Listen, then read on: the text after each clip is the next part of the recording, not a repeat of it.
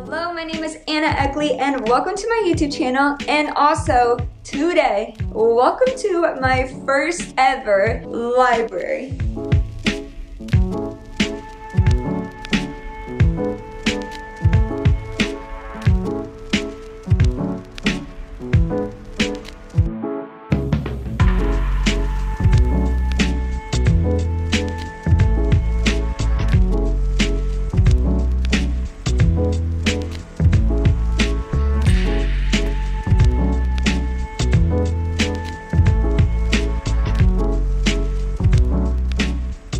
So welcome to my library. It's obviously still a work in progress. I don't have like anything on the walls yet, but it's definitely my favorite room in the house. I have a big cozy chair that I can sit in and I read in. I have a beautiful big window where I can just see outside, and it faces the west, so I get to see some really beautiful sunsets when I'm reading. It was my dream to have a library, and this is just like the perfect start. I have so many books that don't fit on the shelves, and I need to figure out where I'm gonna put them. I'm thinking about like maybe stacking them on the side, or maybe putting shelves, like floating shelves on my wall. Maybe that would be cool. So welcome to my library. I am an avid reader. I love to read. It's kind of like what I do in my free time. TV and movies sometimes are overstimulating, but reading to me is just peaceful and it's calm. So I love to read, and this is my favorite room to do it in. If you're new here, welcome. I do faith, lifestyle, and obviously some book stuff, so I'm really glad that you're here. Make sure that you hit the subscribe button and the little notification toggle so that you can be notified whenever I put up a new video. It might just be another book review. Anyways, today I am going to be sharing my 5-star reads. I do book reviews at the end of the month, or like after I finished a book, over on my Instagram, so you can always go over there, hit the little book icon, story highlight, whatever, and there you'll see so many book reviews. My goal this year was to read at least 60 books and then also listen to at least one book a month. So anyways, I'm taking in and reading, listening to whatever, at least 70 books a year, and hopefully this year it's going to be more closer to 80. So I'm reading a ton. And as I was doing this 5-star book review video, preparing for it, I realized that I am actually a pretty tough critic. I do not give out very many 5-star book reviews. So even finding 10 that I've read in the past year was kind of tricky. I give out a lot of 4s and a lot of 4.5s. They get so close. But for me, a 5-star book is a book that is really well written, characters developed, and also I have to feel something. Whether it's I feel super happy for the characters, or I feel really sad, I feel scared, I feel whatever, surprised, I have to feel something. And for me, I know it's a 5-star book, especially when I can remember the exact moment that I felt something months, years later. And that's what all these books that I'm going to share with you today are. There's an exact moment in the book that I can remember where I felt something that consumed me. And also what makes a 5-star book is a book that I would read again. I don't really love rereading books. I rarely do it. But for it to be a 5-star book, that means I'm willing to pick it up again, or again and again and again, and reread it because I loved it so much. So I have 10 5-star books I'm going to be sharing with you. I'm going to link where you can buy these books on Amazon, obviously in my description. But if you can't tell today I'm wearing my fabled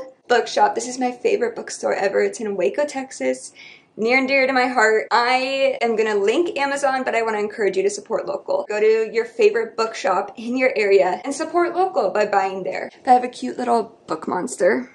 Look how cute it is. So let's get started. 10 5-star books coming your way.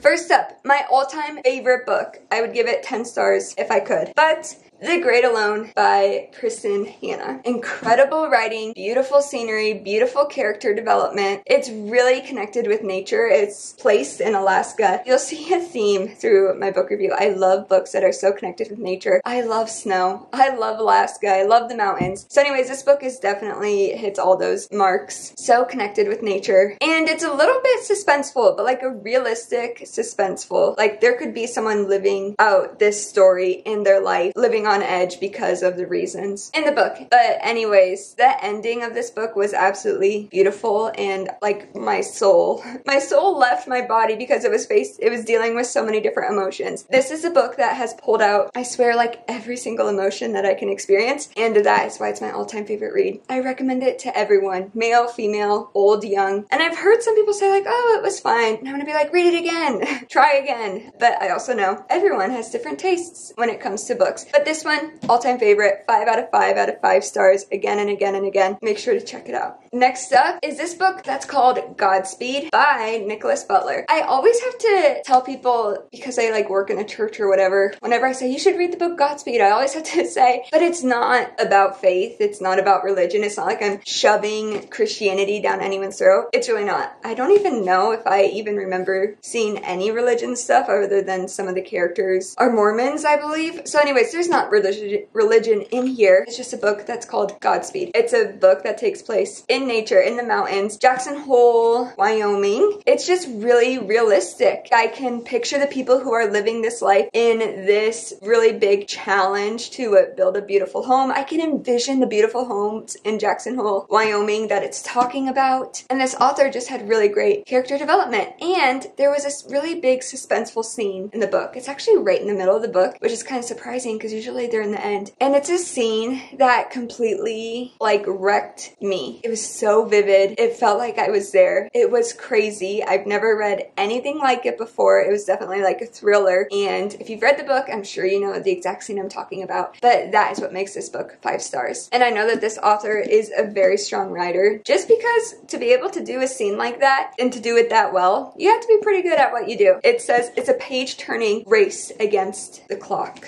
Fast-moving, highly addictive. That's funny because there's drugs addiction in it. The story of greed, the power that money has over people, is really apparent in this book. So Godspeed, Nicholas Butler, 5 out of 5 stars, would recommend. Up next, The Snow Child. I don't know how I got my hand on this book because it was never like famous. I don't know if I ever like saw it on Book Talk necessarily, but it's a Pulitzer Prize finalist. So it didn't win, but it was beautiful. It takes place in Alaska in the 1920s, and it just talks about a couple, and it shares a story of loneliness and isolation, depression. So it's a heavy read. It's not necessarily like an upbeat motivational read. It's definitely really heavy and well done. And just like the loss of a dream, trying to find your way in an unknown land, really beautiful. I just love it probably because the nature and the beauty of snow is so apparent in this book. And it's just done really well. There's a reason it was a finalist for the Pulitzer. I'm pretty sure that's how you say it, but there's a reason it was a finalist, and I would recommend it. And out of some of the Pulitzer Prize books that I've read, this one was actually really easy to read. It wasn't like confusing or not making sense. I've actually read like a regular fiction novel. So yeah, get your hands on that one. Up next, this one's super popular. Carrie, Soto is Back by Taylor Jenkins Reid. I love Taylor Jenkins Reid. I even got a signed copy. Look at that. I've never even realized that. Anyways, I love a lot of her books. So her writing style is just so unique. And it's unique in the sense that like when I turn the page to go to another chapter, usually I'm like, oh, it's a good stopping point. But no, in her books, it's like her chapters are just seamless. They just flow together so well. There's never a good stopping point in her books. But anyways, a strong female character, strong female lead. She's an athlete, which makes it even more intriguing for me. And I got major, I think it's called The King vibes, Serena Williams and Venus Williams movie. I got major vibes like that. Just like the really strong female lead and also really powerful and incredible athlete. And then also just the struggles that come with being a female athlete, especially when you're in the light like that. This book is so good. You can tell that there's a lot of research and a lot of like experience through interviews that go into her books. She just paints a picture so well. You feel like you're living there. You feel like you are with the characters. Make sure to read this one. If you're looking for another one of her books, like if you're like, oh, I read that,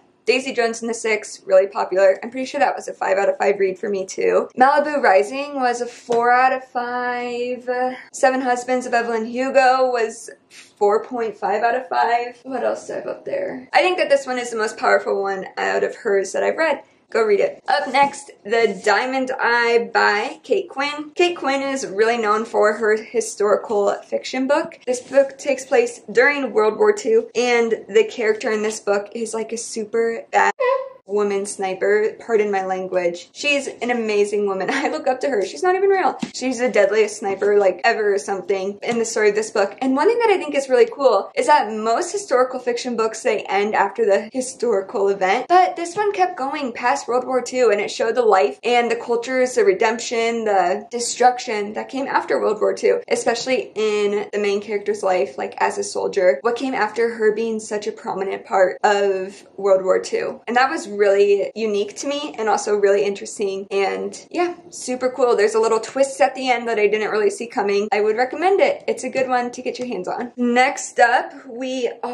this is like over halfway, The House on the Cerulean Sea. This book is so cute. I'm pretty sure it kind of got a lot of hype 2 years ago, last year. This is like the coziest, loveliest read. If you just have a rainy day or a cold day and you just want to cuddle up, just read this book. I got major Monsters Inc. vibes. I love Monsters Inc. The way like it was just laid out with the main company, like monster, gifted, unique, versus human, normal. Just felt a lot like Monsters Inc. And also I started listening to this book, or I listened and read in and out of both, and the narration of this book was incredible. Each character had its own voice, and it really like just brought the character to life for me. I can still remember how Chauncey, one of the little kids in this book, because it's about an orphanage of special, unique, magical like kids. Anyways, I can still remember how Chauncey sounds, and I read this book last year. So that's really fun. It's a heartwarming book. Pulls at the heartstrings. Really well done. And there's a second book that I am going to be reading very soon. It's on my summer to be read list. So stay tuned for a review on that one. That's why it's a good idea to go over to Instagram, check out my book reviews. Anyways, up next is Once There Were Wolves. This book, incredible. Once again, nature. It takes place in Scotland, and it is about this group of people who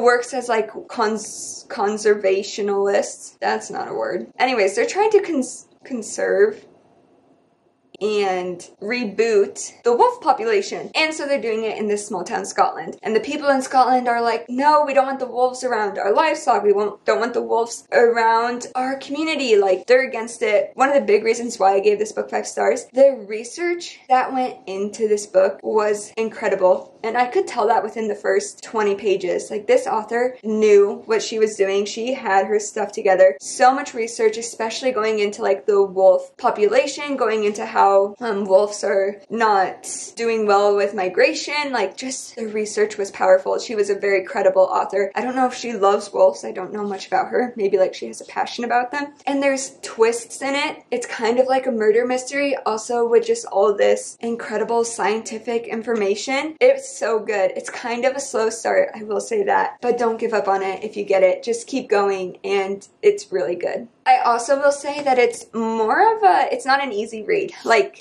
if I were to compare these two reads, this is for a fun read for my mind, my soul, my heart, my brain. Like, it's just relaxing. This one you actually have to pay attention to. So just keep that in mind going into it. Give it the attention that it needs. Otherwise, you won't get as much out of it as you can. Okay, we're getting towards the end. Up next, book number 8, Mad Honey by Jodi Picoult. But, okay, did anyone else see that TikTok? I always thought her name was pronounced Jodi Picoult. But then she like had this TikTok that went viral, and it's Jodi Picoult, and I've been wrecked ever since. But I will respectfully call her by her real name. So it's by Jodi Picoult. Her books are controversial. There's no way around it. I don't think though that we need to approach them like they're controversial. I think that we can just read them and learn from them. She obviously does such intense research to be able to present 2, 3, 4 sides to something that's really prominent in our culture. One of her books was on gun violence. Other of her books are on like abortion. Like, they're controversial books, and she's really good at it. I don't think it's something we should ever shame her for, because she's incredibly talented. So if you read this book, just know you'll probably be challenged. No matter where you stand, you could be challenged. You'll learn. It will be insightful. And I think that's what she's trying to do, and she does it so well. I love this book. So much respect for the research that went into it, and also just the way that she approached a really hot topic in our society meet with grace and with love. Not saying this person's right, this person's wrong, but just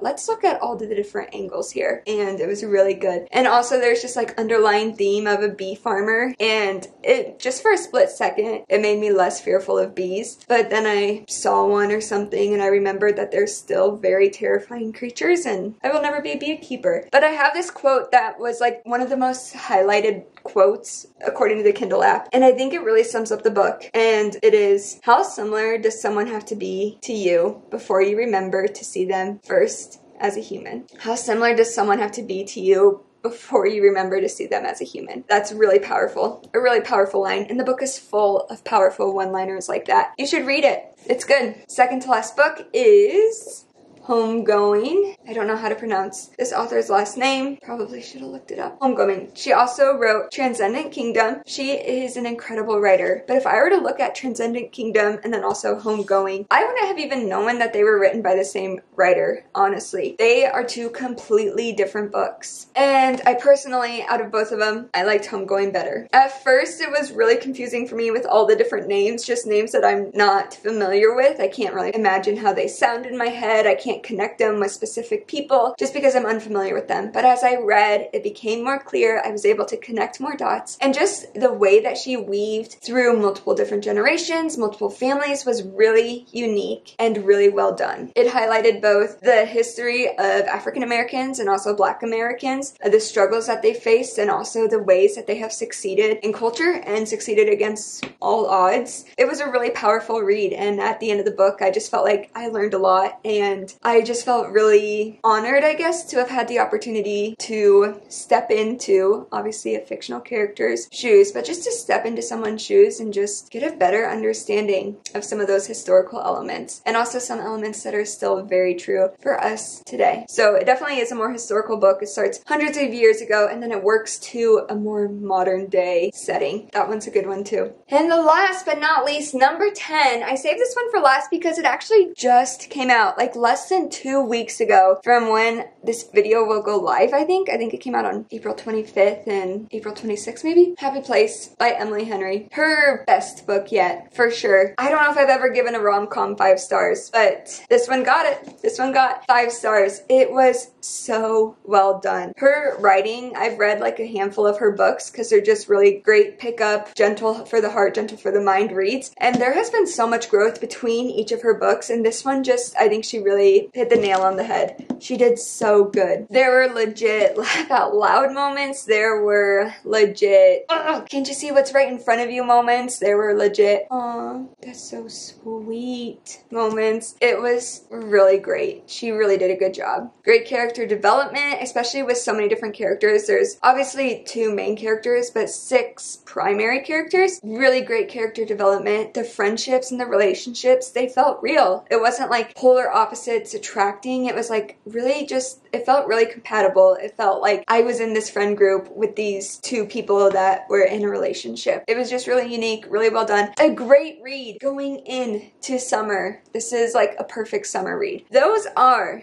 the 10. Look how many. I can't even lift them all up. They're kind of heavy. Oh! They're worth the read. They're worth it. I wouldn't recommend them if it wasn't. And remember, I'm a tough critic, so you know that they're gonna be good. I obviously don't know any of these authors, but I just hope that they're really proud of themselves. I dream of being an author one day, let alone an author that someone would give my book 5 stars. So when I look at these books and I look at these authors, I'm just in awe of their ability and the gifts and the talents that they have. And whenever I finish a book, I have this poem, or no, a prayer. I haven't taken it out of the wrapper yet, but I have it in a book form from Every Moment Holy. Anyways, it's a lament upon finishing a beloved book. And it's obviously kind of long, but there's just one part that I wanted to read. Thank you, God, for loving me enough that you would rouse my deepest desires through story, appointing these longings as true signposts planted in a war-torn and cratered landscape, reminding me that all of history is leading at last to a king and a kingdom, and pointing me ever onward toward his righteous an eternal city. And that's just a good prayer. Like, this story longed my deepest desires, and the Lord knows what longs our deepest desires For me, it's through books. For some people, it's through video games, movies, music. For me, it's books. Super thankful for the gift of reading. So that's all that I have. I would love to hear what your favorite book is in the comments, or if you've read any of these books and you love it too, or maybe you didn't like it. I don't know. But tell me your favorite books, and so that next time I'm at the bookstore, I know what to look for. And so make sure to comment, subscribe, give this video a thumbs up, and happy reading.